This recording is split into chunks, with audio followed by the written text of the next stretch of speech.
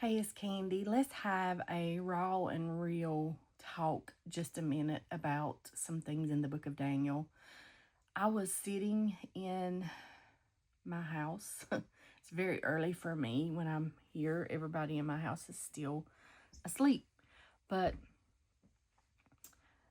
I began to think about, because I've been in the book of Daniel, how it is so relatable and how some of you might could possibly relate. Like, you are maybe like the three Hebrew boys and you face the music, and now you're facing and going through a fiery furnace, a fiery trial. You're being tested and tried. Maybe you have been true as you know how to be, to do for God, to show up in Bible study or in prayer or for your church or for your family or for whoever or whatever. You have been as faithful and true as you know how and as you humanly possibly can be. And yet now you're facing the hungry lions. They're howls and growls in their teeth, and they're coming for you, and they're wanting to feast on you. And maybe you're relating to the other side. I know that's crazy, but that prideful king, maybe you can relate in that sense. So I wanted to just pop on here and just, I don't know, just pray for you, encourage you, help you, because you can look at someone like there's somebody that everybody has in their life that they look at them and they think they have the perfect life. And if you don't catch that and come to the truth and the realization that none of us, nobody, not even that person that I think has the perfect life, like they have the life that I would like to have, or they have the car that I would like to have, or they have the job that I would like to have, or they have whatever it is that you would like to have. Maybe it's the ambition or whatever. Maybe it's, I don't know. Maybe you want, not that you necessarily covet what they have, but that you want your own version of that. And so you can look at that person and think their life is so perfect. And I know through my own life, like I'm in my mid 50s, I can look back, way back, and there has constantly been times in my life that I would have this aspiration for something, this hope, this dream, this longing, this yearning, this desire for something. And I would not even think, that someone else would have that same aspiration or desire or dream for their life. But then one day I find somebody and and seems like they just have it all. And it can literally, sometimes when you see that, it can literally and I'm careful when I say this because I don't want it to sound like something that it's not. But it can literally knock the breath out of you, take the pure oomph out of you at times, because you don't see their many hours and tears and sweat and blood and struggles to get to that moment, that place where they are. You just see, bam, they've got it all. And you think that they didn't have to fight for it, or they didn't have to pray for it, or they didn't have to put in the hours for it, or they didn't have to, I don't know, go through the crushings to have that olive oil, that anointing flow from them. You think they just got it so easy, and that's not true. We see people come on the scene. And this has been multiple times way down through the years that I have seen this. Like, as I would feel drawn to this or drawn to that, or the pull of this or that in that area or this area or wherever, whatever, whoever, I would, and that's the way it happens. I want to just pause right here and tell you that most of the time you don't notice the numerous ways that something is out there until it becomes part of your mind, and then you see it everywhere.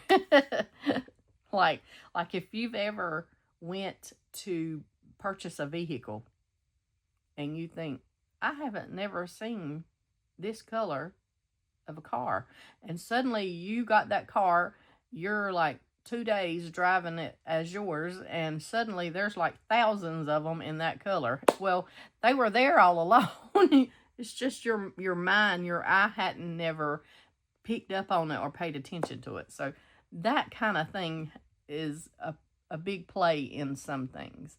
But when we see someone who seemingly has it all together, you feel like they've got the life of Riley, and that they don't struggle or that they don't cry themselves to sleep at night, or that they don't wake up stressed and anxious about what their day is going to hold, or that they never feel fear or doubts. They don't have doubts. No, they're so bold. They're so courageous.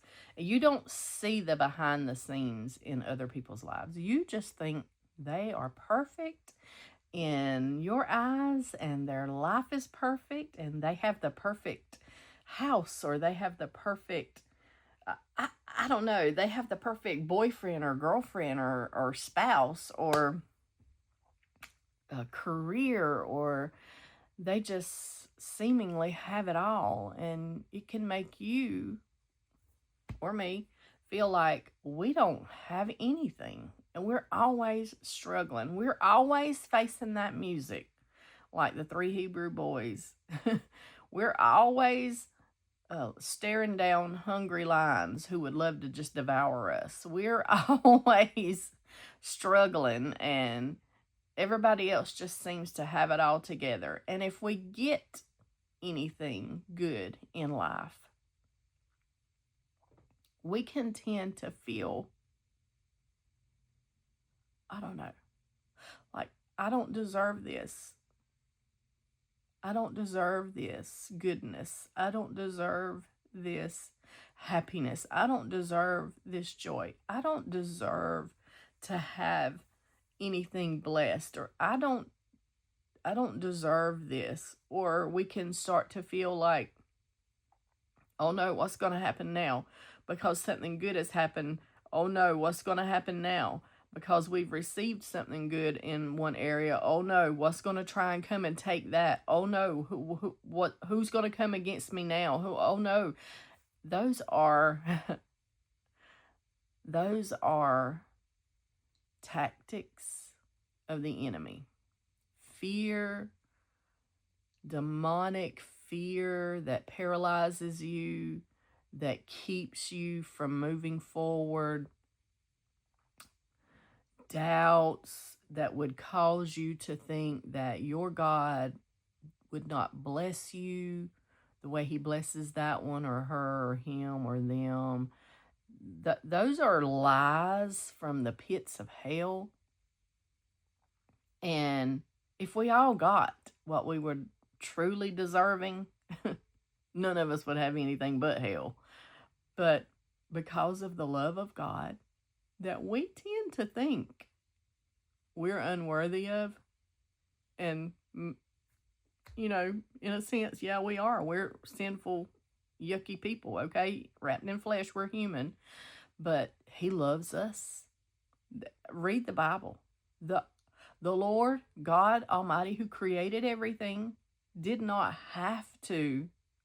He could have just scrapped it all and started all over, okay? No, he chose you. He loves you.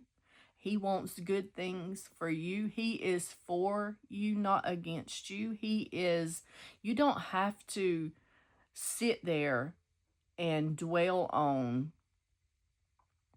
the feelings of, I'm not enough, I don't measure up, I'll never make it, I'll never have, I'll never be. Those are attempts to keep you from moving forward.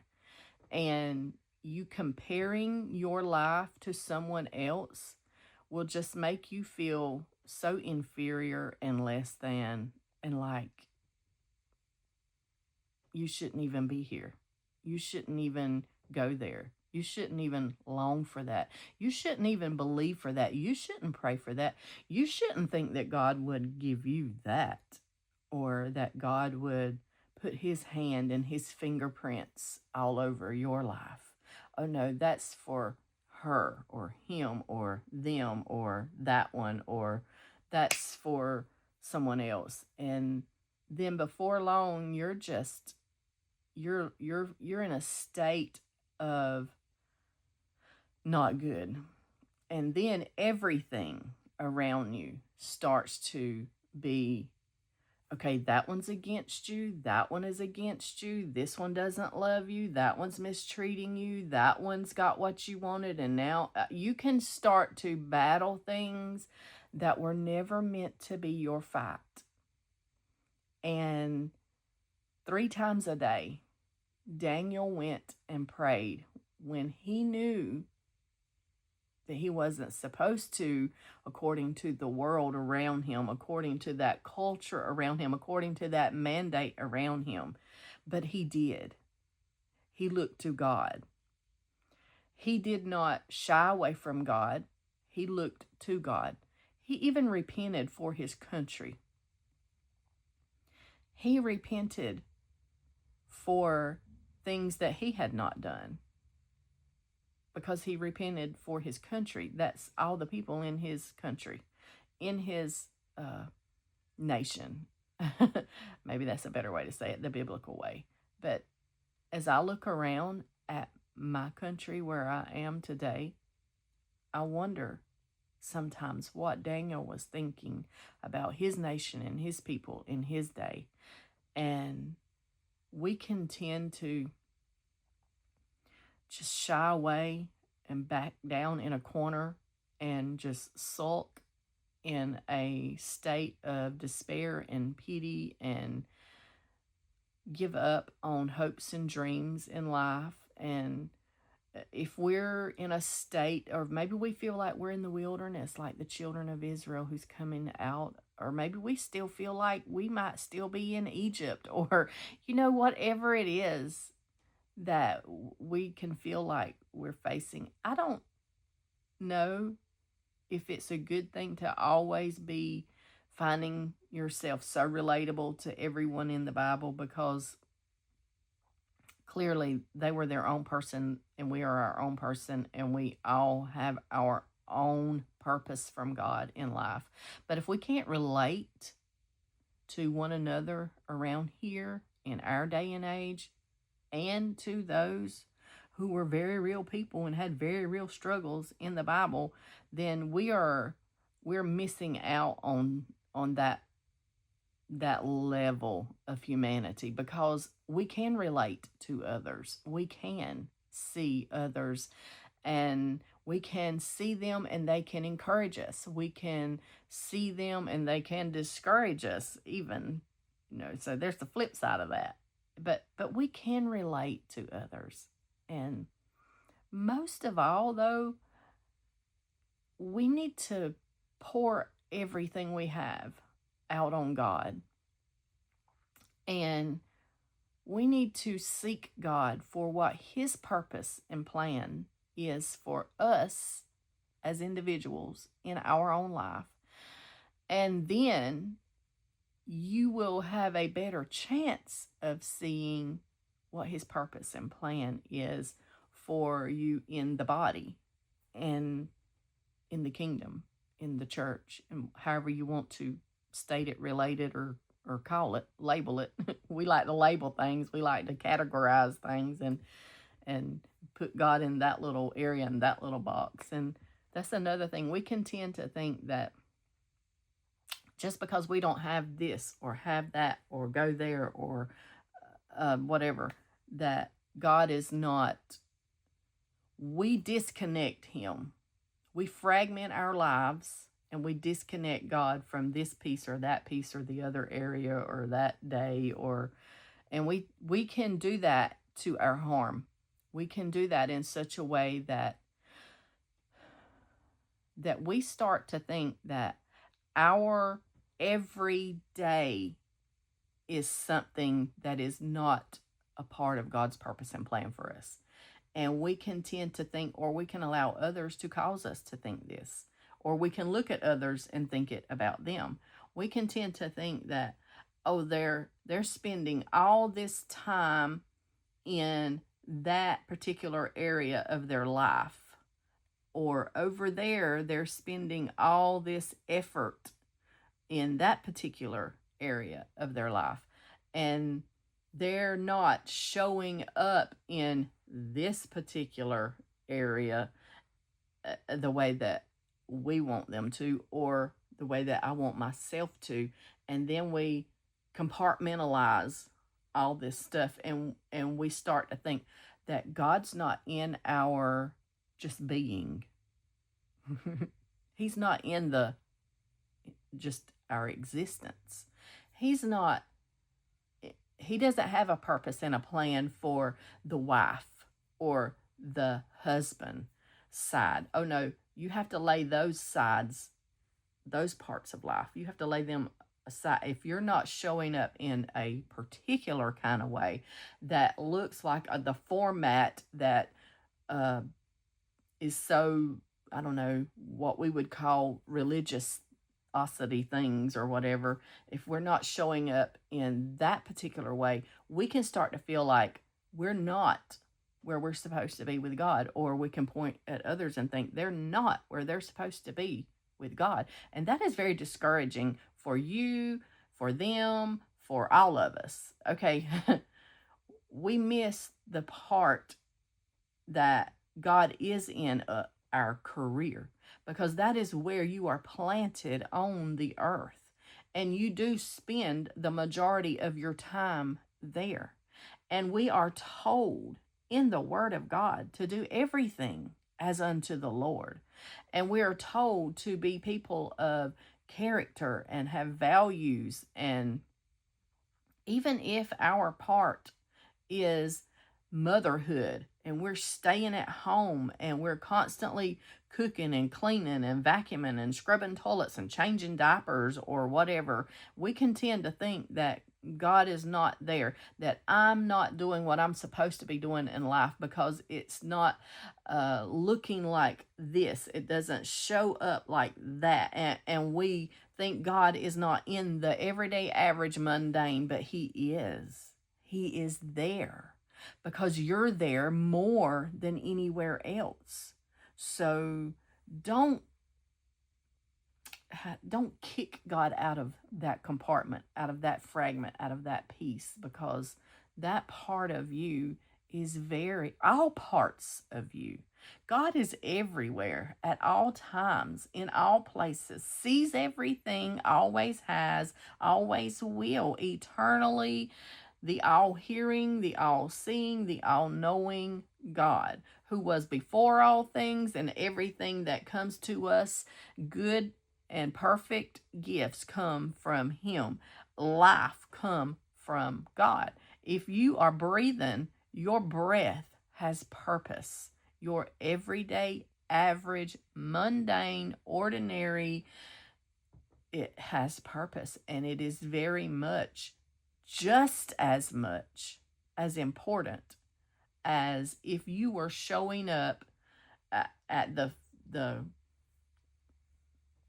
intersection of where the cross, you don't have to compartmentalize God out of this area or that area, or He's in every nook, cranny, and crevice, okay? And He's God, and He's sovereign, and He knows what He's doing.